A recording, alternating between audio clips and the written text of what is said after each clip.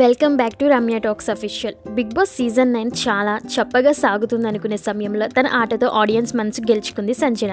ఇక అప్పటి నుంచి ఆడియన్స్ దృష్టిని తన వైపు తిప్పుకుంది. ఏదో ఒకటి చేస్తూనే ఉంది.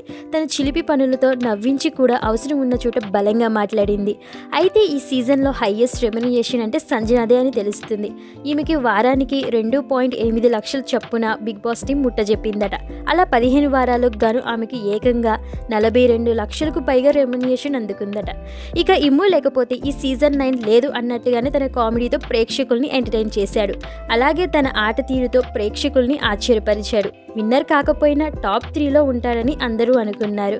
కానీ అసలు ఎవరు అనుకునే విధంగా టాప్ 4లో ఎలిమినేట్ కావడంతో అందరూ ఆశ్చర్యపోయారు.